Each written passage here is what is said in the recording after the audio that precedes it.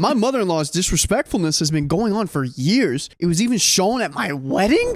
No! This story is about my wedding about 34 years ago and the subset decades of insults and disrespect we have endured from my in-laws. So, back when I, 33 male, and my wife, 29 female, met in Germany when I was stationed there, and she had gotten a grant from her university to work on a research project there. We met, dated, fell in love, and I asked her to marry me over there. By the way, this comes from Ordinary Bed 86 on the r/OK Storytime subreddit. So our wedding bands were bought in Germany. Her parents came over to visit her and her sister and brother-in-law, who was also stationed there. From the very beginning, they did not like me. Not good. To them, I was beneath them. At the time, I was not of the same religion. Me, a Baptist. They, Catholic. They had a plan in their mind and what type of man she would marry, and I did not fit that mold. This caused my wife a lot of worry and tearful nights. I bought an engagement ring when we got home. She wore it where we lived, which was about an hour away,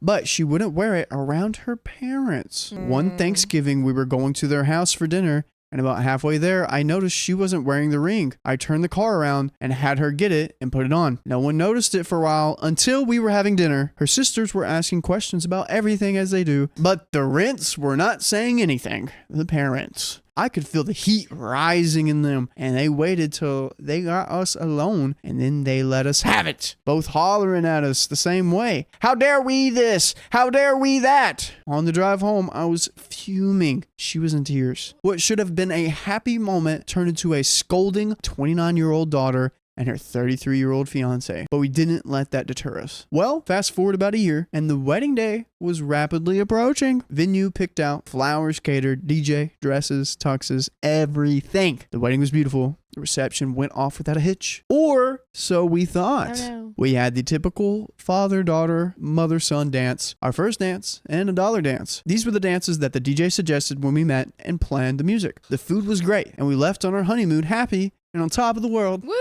Little did we know the storm that was brewing for us at home. Oh, no. When we got home, we called everyone saying that we were back in town safe and sound. When we talked to her parents, we were told in no uncertain terms that they would be over to our home following to discuss something. Okay, whatever. The next day, oh boy, did we get it. Mother-in-law and father-in-law came over. Mother-in-law planted her butt in a chair, arms folded across her chest, and her resting bothered face on full display. Then father-in-law harangued us about how we insulted mother-in-law and ruined her night. For 30 minutes, he continued to dress us down for insulting and purposefully not including her in any of the events of the night. We sat there in stunned disbelief. We had just returned home from a wonderful honeymoon and were on cloud 9. But from this diatribe, you would have thought we had tied mother-in-law up and stuck her in a closet somewhere. All the while, mother-in-law had not moved or said a thing. Was that this gross offense? What had we done to offend her so much? Did we forget to serve her dinner? Something get spilled on her dress?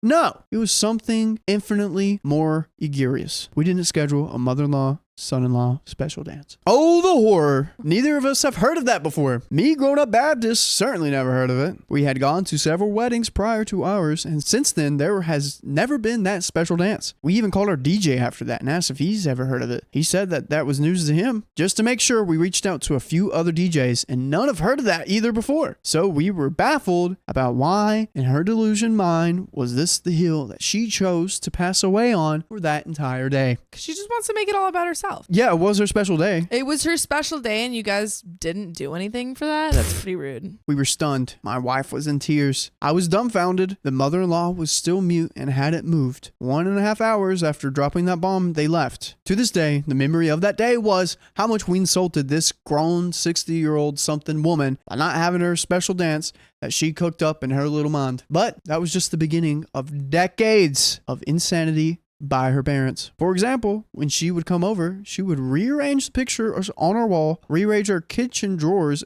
to how she thought it should be arranged. We, of course, move everything back the way we had it, but this woman had no boundaries. She continually did this for years until one day when we were at their house, I rearranged pictures on her wall. She never did it again. Dude, OP's thinking 4D chess. I like this. OP's got it all planned out. For entire married life until they passed away, whenever they would call us, if I answered the phone, It was, can I speak to wife's name? Not, hello, how are you? How are the kids? Nothing to me. One weekend after we bought our home, I was away on National Guard weekend. We had purchased a nice mailbox and I was going to install it when I got back. I know this sounds petty, but it is just an example of how intrusive they were. I felt that as a man of the house, it was my job to put that first mailbox up. But when I returned home, father-in-law had put it up. I was beyond pissed. That was OP's mailbox.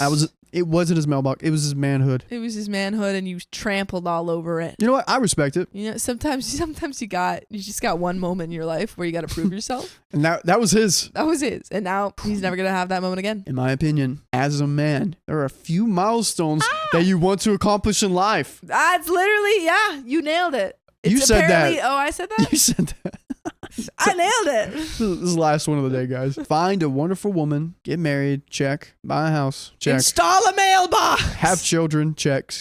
Get your first recliner, check. And put up that home's first mailbox. Nope. Personally, didn't know that was on the agenda, but I'm not a man, so I guess, you know. I didn't know that was a thing either. But is it now going to be a thing for you? I feel like any house I move in will already have a mailbox. That's what I thought, but, you know, don't know where they live. First bird feeder, though? Oh yeah. Little hummingbird kind of deal. Mm-hmm. Yeah. Mother-in-law and father-in-law never, to their dying days, accepted me. I was never good enough for their daughter, even though my life unintentionally mirrored her dad's. Wow. He was a veteran. I was a veteran. He sold life insurance. I showed life insurance. Even the floor plans of our home were very close. So your wife and married her before dad? our wedding day, I converted to Catholicism. When my wife's sister passed away, I went to her mother and knelt down in front of her and expressed my condolences and sorrows for her loss. I later found out that she had taken her hearing aids out and did not hear anything I said. Oh my God. Opie's like, I'm so sorry for your loss. And she's like, that so rude, but so funny. Incredibly rude of her. So funny. You know what's funny is when we go live every weekday at 3 p.m. Where do we go live, Sophia? YouTube, Facebook, TikTok, and Twitch. What time of day? 3 p.m. PST. And how can you join us? Just tap that little profile. That was pretty funny. I cannot stand hearing aids. One time I was in a church in the back. Yeah. And probably three, maybe you have, I have sections of churches. Yeah. 2 sections down, I heard people's hearing aids. I could hear the pastor's hearing aid from What do you mean you could hear them? They cranked it up so loud that you could hear, there was speakers going off. But if you medically need hearing aids, Riley loves that for you. Oh, yeah. It was just a bunch of old people with their hearing aids synced up, and I was just like... And you were like, ah! Even though my ears are small, they are very sensitive.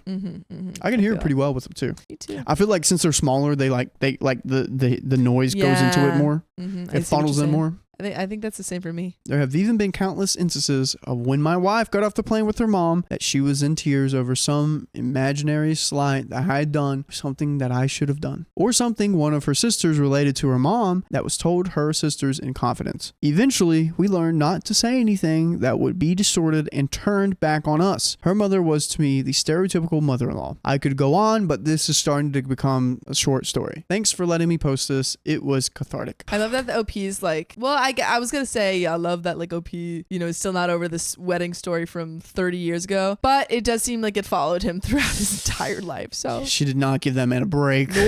Nope. Oh. Didn't let him put up his mailbox. Yeah, but good thing for staying together. Yeah. I would have a hard time with that. That would be hard to have your entire partner's family hate you. But that is the end of that story. Yep. So if you love us, make sure to subscribe. We love you. And see you tomorrow.